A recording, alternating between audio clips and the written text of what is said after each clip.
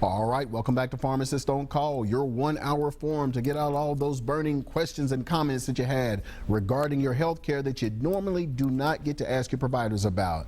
So, your community pharmacist here. For the benefit of those of you who could not understand the last call, just kind of want to briefly explain.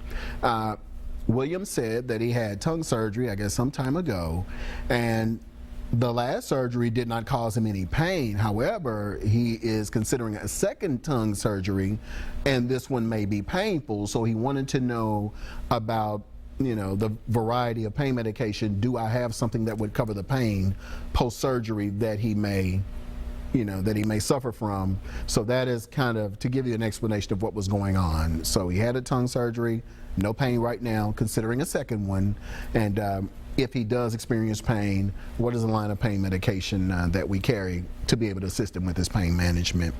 All right, looks like we've got, William again on line one. William, welcome to Pharmacist on Call. How may we help you?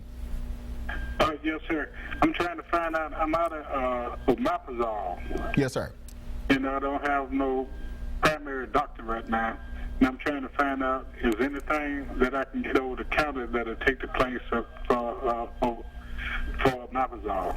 For omeprazole, what milligram are you taking? 30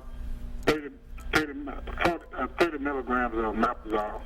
Okay, probably. I think it comes in 20 and 40 milligrams. I mean 40 milligrams, I'm sorry. So like what, a purple capsule? Yes, sir. Okay, all right, so you can do one of two things. The first one is the easy one. Omeprazole is actually over the counter now, and so what you would have to do, I believe it's Prilosec OTC or whatever store would have their generic brands. I think those are 10 milligram capsules, so you could just take 4 of those once a day. Four? Yes, sir, to get your 40 milligrams. Or you could do what a number of my patients are doing and come off of the omeprazole altogether by drinking our alkaline water. And so what the alkaline water does, because of its high pH, it neutralizes that burning acid that you have going on.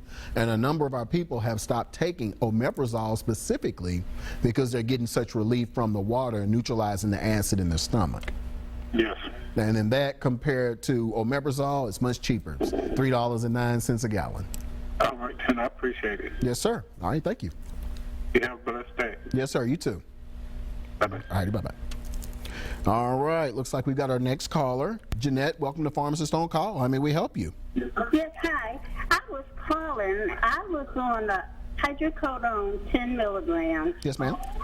4 times a day for the past 7 years. Mm-hmm. And so I kind of ran out because of the gaps in the Medicare medicine thing. And so I kind of fizzled off of it. And I decided not to take it anymore because I didn't want to keep taking that type of painkiller. Yes, ma'am. So I was wondering, what could I replace that with? Now, I take a variety of medications. I had a congestive heart, and I have, in fact, I was listening to the omeprazole. I take omeprazole also, Mm-hmm. and I take simvastatin. I take like the Lasix, the generic Lasix, and I take Losartan. Okay. I take isosorbide, and I take the Lexington. Okay. So I was wondering what I could take that would help me, because I have very bad knee pain because I needed to have a knee replacement, which I wasn't able to have because of my heart and my lungs. Yes, ma'am. And I also have a lung disease, systemic lung disease. So I was wondering what I could take that could replace the hydrocodone. Okay, so you're taking the hydrocodone for your... take one aspirin a day. Okay, and that's a pretty standard regimen given what you've told me. Yeah. So we're taking the hydrocodone for knee pain?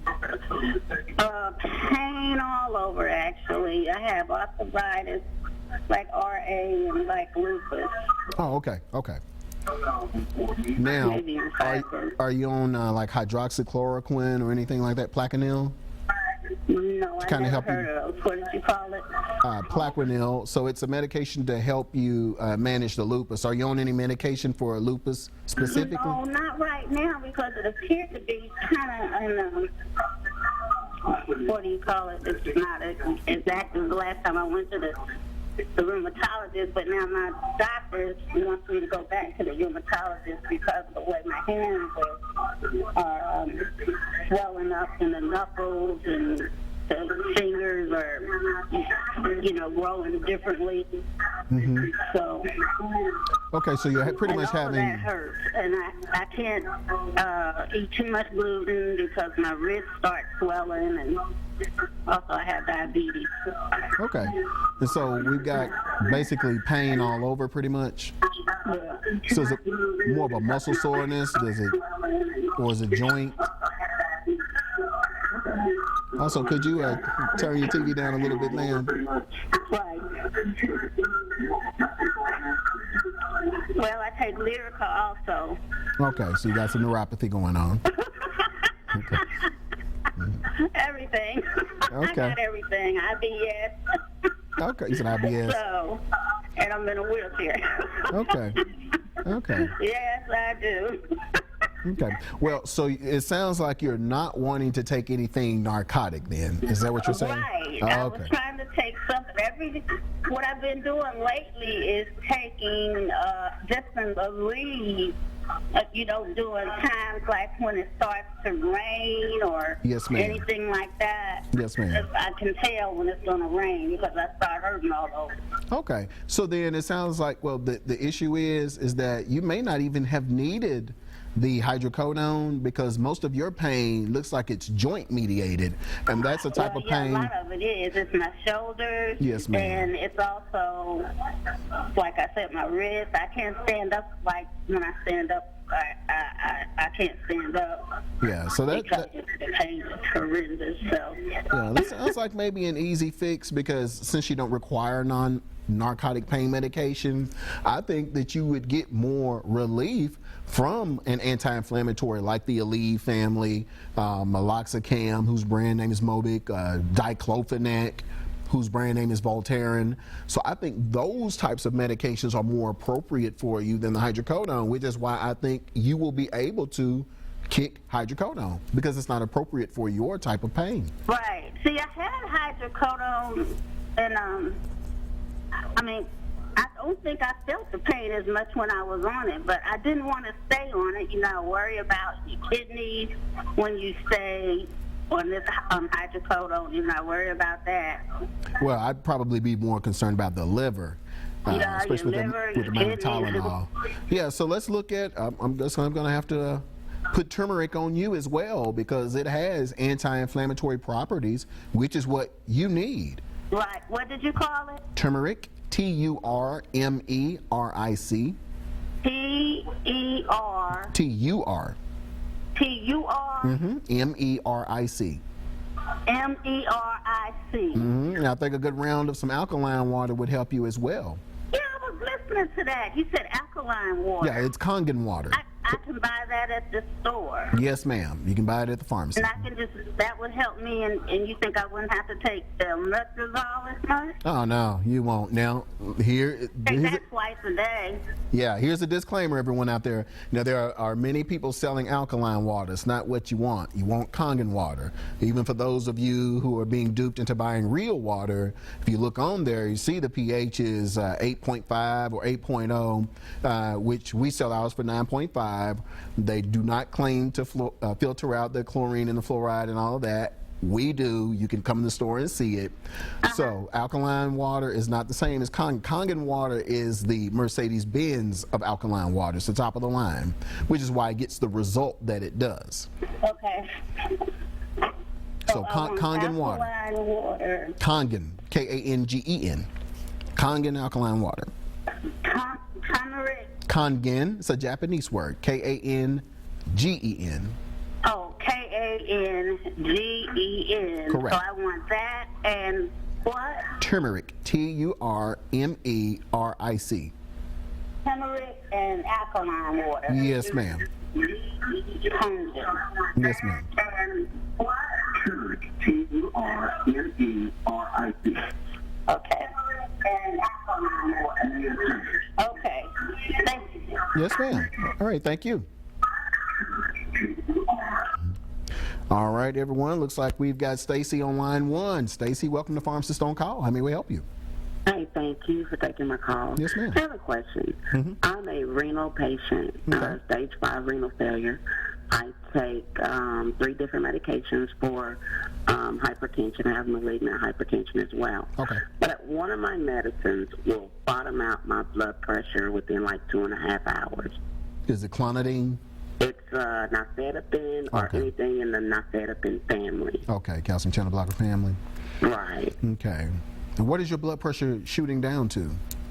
Like today, like I hadn't had it for a couple of days because I was out of it.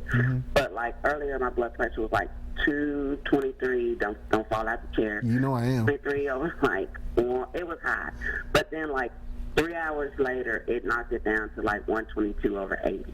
Is that normal? And what kind of stress is that putting on my heart and my kidney?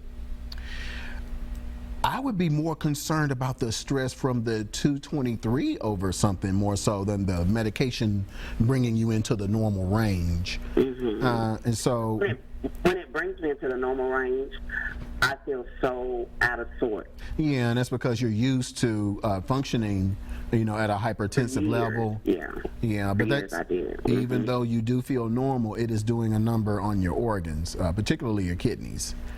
So what dose are you on with nifedipine? 60 milligrams, and I take it twice a day. I think your doc could either back you off to 60 once a day, or maybe even 30 milligrams twice a day. So I think your dose may be a bit high for you. Is there a particular time, like after a certain amount of time, that you begin to bottom out? Well, not bottom out, but get really low? No, it's like as soon as it kicks in, it'll take it about 2.5 to 3 hours before it kicks in, and it'll just go downhill. Okay. Yeah, I would ask Doc if we could back down to maybe 30 milligrams or at least make that 60 milligrams once a day because if you're already at 120 over 80 and then you're adding another 60 milligrams, then I think that's what really makes you feel bad because you have the blood pressure of a normal person and then you're adding medication on top of that with the second dose. Okay. Yeah, so ask if they could back you down to 60 once a day and then hopefully titrate you down to 30 milligrams. Because that extended release tablet could conceivably cover you for a whole day.